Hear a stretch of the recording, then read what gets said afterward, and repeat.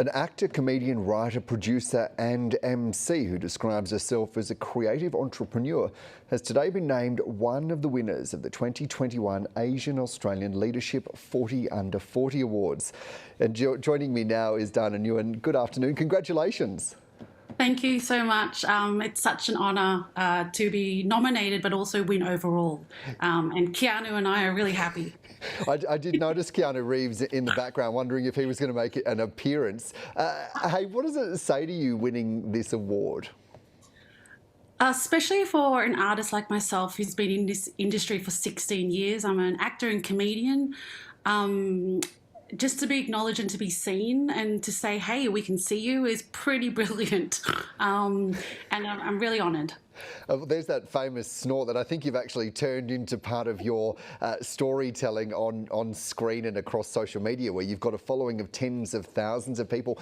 That point that you just made about being seen, what does that mean to you? And how often have you found yourself not being seen, not being heard? Well, it's a testament to my career, doing this for 16 years and still, we're trying to get our ways onto the mainstream screen. I've had a lot of roles where they're very limited for my skill. And so that's why I had to venture to an actor to a comedian, because I was trying to figure out who were they hiring on TV, and people don't, like TV industry, they hire comedians. So I thought, all right, I'll give comedy a go, and hence why I'm now a comedian. So I'm just picking up all these tools so that I can be more versatile, more available, and more visible. We often hear that Asian Australian people say that it is harder to cut through in storytelling, into governance leadership, in the arts. Is that something that you found prior to taking on this mantle as comedian as well? Definitely, because the systems that run these organisations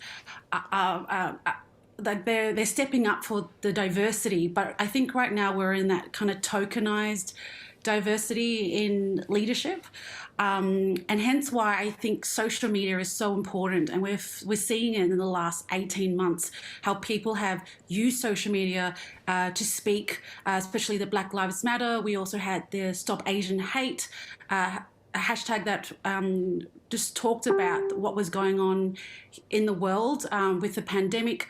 But also for me, it's the celebration of humans. And I've been very lucky, as you said, I have a podcast called The Snortcast where I celebrate comedy and storytelling with my LinkedIn community. Yeah, of which you have a huge following there. Just that point that you made there about tokenized diversity, what do you mean by that? I think we're at that place where we kind of, when I think about lineups in particular, because I produce lineups here in Melbourne, is that we have a lineup and one token person that fills up the whole diversity box. So you might have a female Asian, and that would be the only diversity person on a lineup show. So I feel like we're currently just kind of going, yep, we've got diversity, but I don't think we're actually listening and wanting to understand. We're kind of going, yeah, there's diversity, but I think there needs to be, we need to break the barrier and really sit down and go, hey, I hear what you're saying and we need to make a change. And this is not about having a single person who, as you point out, might be a woman who is Asian. It's about having multiple people and having a whole range of people from different backgrounds. This probably seems like an obvious question, but to you, why is that important? Because we want work.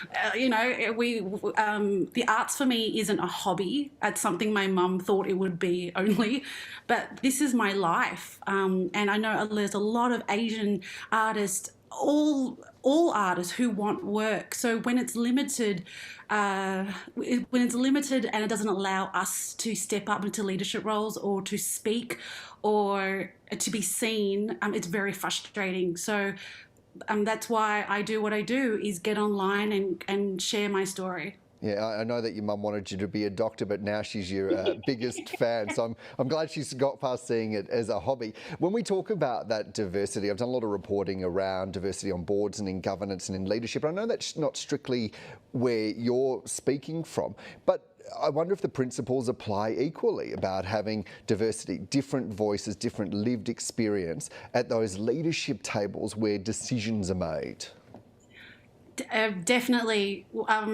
Yeah, diversity doesn't just rely on cultural background or race. It's also gender. We've, ever since we had the yes vote for gay marriage, we have now we're speaking and understanding about different genders, non-binary, and understanding that.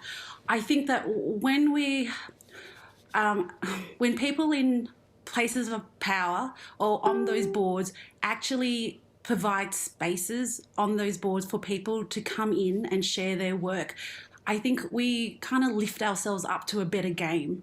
And so definitely provide space, and it needs to be a responsibility and not just a box tick. That's what I'm trying to say. I think you're saying that very powerfully.